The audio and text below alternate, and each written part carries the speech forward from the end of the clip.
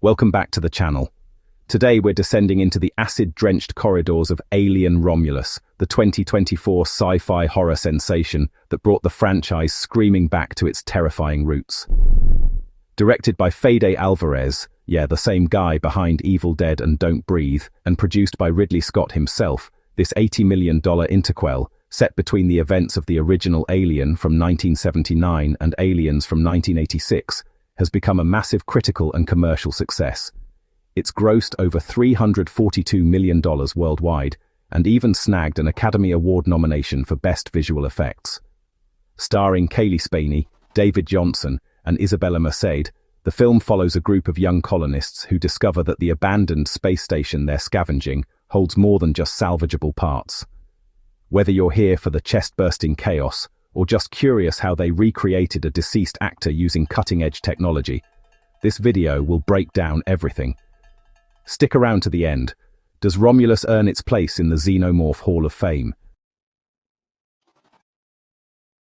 Rain Carradine is introduced in 2142 on LV-410, a perpetually dark mining colony called Jackson's Star, where sunlight is honestly just a distant memory. From the first scene, we get a sense of her personality. She's pragmatic, weary, and desperately counting down the hours until her work contract expires, only to discover Weyland-Yutani has forcibly extended it, trapping her for another 6 years. Alongside her is Andy, played by David Jonsson, a malfunctioning android reprogrammed by Rain's late father to be her adoptive brother, complete with dad jokes and a prime directive to protect her above all else.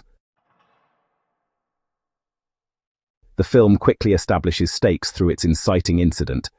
Rain's ex-boyfriend Tyler, played by Archie Renaux, recruits her for a daring heist. He's discovered a derelict Weyland-Yutani space station, the Renaissance, split into modules Romulus and Remus, orbiting above them, packed with cryostasis chambers that could fuel their 9-year escape to the idyllic planet Ivaga. But they need Andy's android programming to interface with the station's systems. Reluctantly, Rain agrees, joining Tyler, his pregnant sister Kay, played by Isabela Merced, their cousin Bjorn, played by Spike Fearn, and Bjorn's adopted sister Navarro, played by Aileen Wu, aboard their hauler, the Corbelan 4. By the end of this introduction, we already understand the impossible situation: desperate colonists, a ticking clock before the station crashes into planetary rings, and a vessel that's not as abandoned as it seems. The relationships in Alien Romulus form the emotional anchor that elevates this film above standard creature features. Rain's interactions with Andy reveal both tender familial bonds and the horror of losing someone to corporate programming. David Jonsson delivers an exquisite nuanced performance, alternating between a wounded puppy dog and a shrewd corporate proxy as his loyalty shifts. Their bond, Rain wrestling with the guilt of potentially leaving Andy behind on Ivaga, which bans synthetics, grounds the spectacle in genuine pathos. So, Tyler really drives the mission forward, He's still got feelings for Rain, but at the same time, he's fiercely protective of his pregnant sister Kay. Speaking of Kay, Isabela Merced brings this brilliant mix of vulnerability and resilience to the role. Her pregnancy isn't just a side note, it actually becomes a huge turning point later on. And honestly, it's pretty heartbreaking. Then there's Bjorn, who's totally the wild card of the group. He's got some serious resentment towards Andy, and ends up making these reckless choices that, end up costing lives. Now, let's talk about Rook. He's this supporting character, a damaged android science officer, and his look is actually modelled after the late Ian Holm, which gives him this really chilling vibe.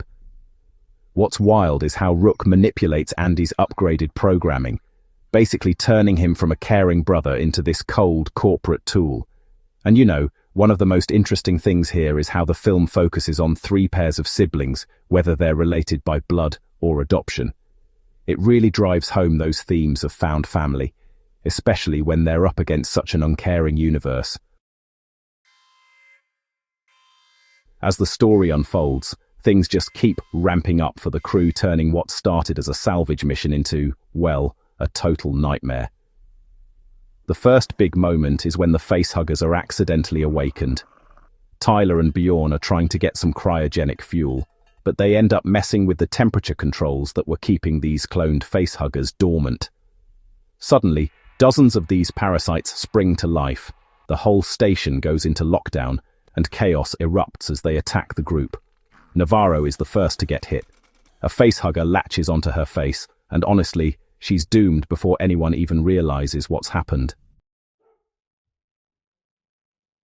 Then Key Event 2 delivers the film's most devastating sequence, the Corbelan crash. Despite Andy's warnings, Bjorn flees with Navarro and Kay aboard the hauler. A chestburster erupts from Navarro, killing her instantly, and the Corbelan plummets into Romulus's hangar, accelerating the station's collision course with LV-410's rings. They now have less than an hour to survive. The filmmakers use pacing masterfully.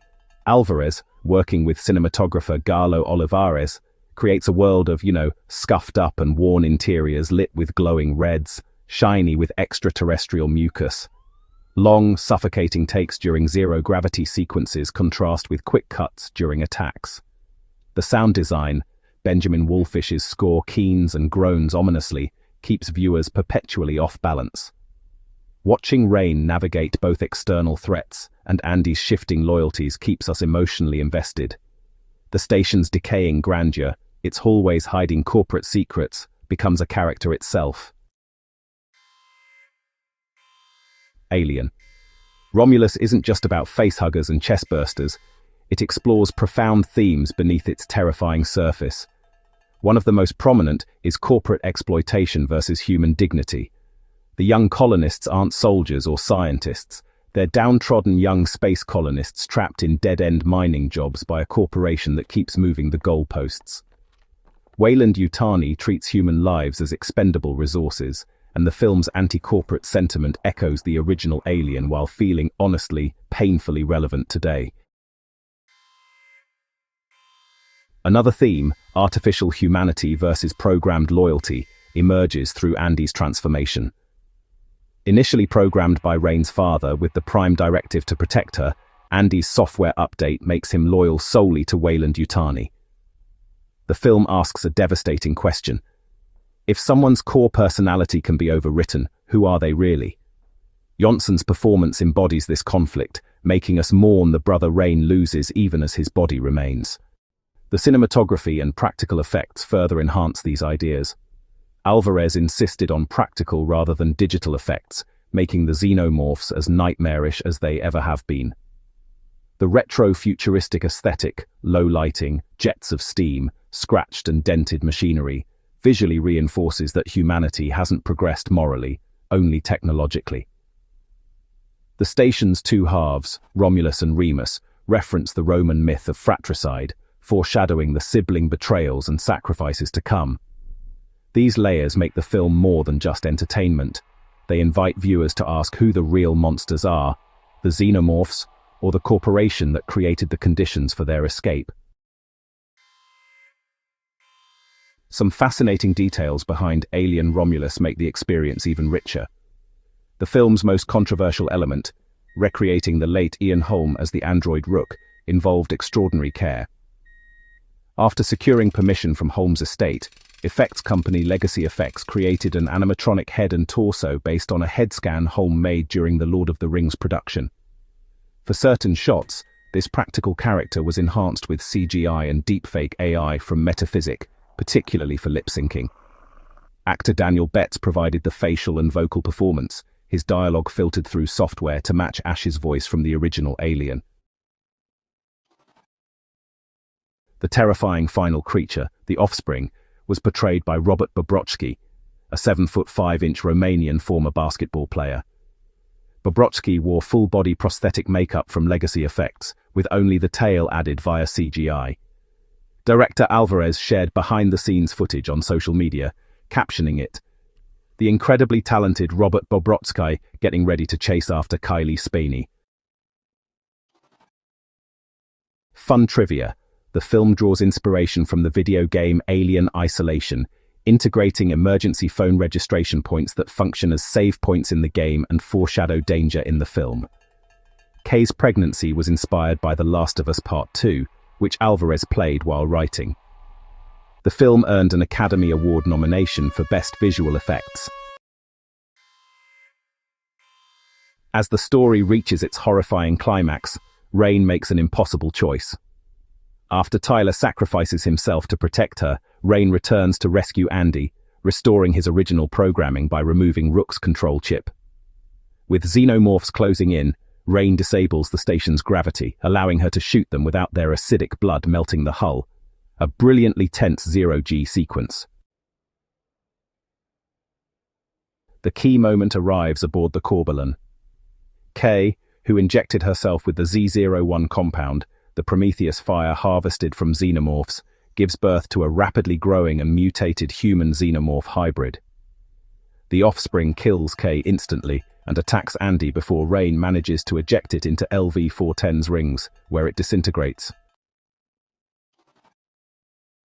The resolution is bittersweet, but defiant. Rain places the damaged Andy in a cryo chamber, records an audio log about their hoped-for arrival at Ivaga, and enters stasis herself. The filmmakers intended these final moments to leave a lasting impression. Survival isn't guaranteed, but hope, and the bonds that make us human, can persist even in the cold vacuum of space. The film's closing shot echoes the original Alien while charting a new course forward. In conclusion, Alien Romulus delivers a clever, gripping, and sometimes awe-inspiring return to form that one critic called as close to perfect as any entry in the series since Aliens in 1986. Cailee Spaeny anchors the chaos with steely grace, David Jonsson delivers a career-defining performance, and Álvarez proves he understands what makes this franchise terrifying. It's not flawless, the nostalgia leans heavy, some characters are thinly drawn, but when it works, it's the best Alien film in decades. If you enjoyed this breakdown, drop a comment with your thoughts. Where does Romulus rank in the franchise for you, and how did you feel about that final creature? Don't forget to like this video and subscribe for more movie reviews, deep dives, and behind-the-scenes insights. Thanks for watching, and in space, no one can hear you scream. But we can.